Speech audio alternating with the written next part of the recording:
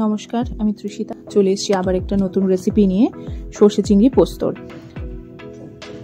ছোট থেকে বড় প্রত্যেকেরই খুব পছন্দের একটি খাবার চিংড়ি মাছ।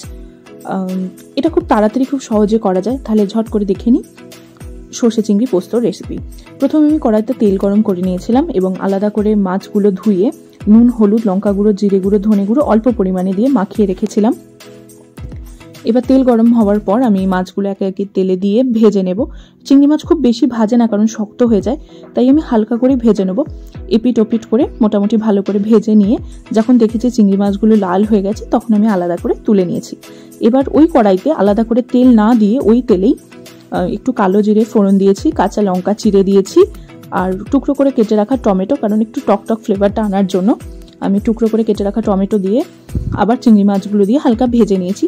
যখন টমেটোগুলো গলে এসেছিল তখন আমি অল্প জল দিয়েছি আর একটু নুন অ্যাড করেছি।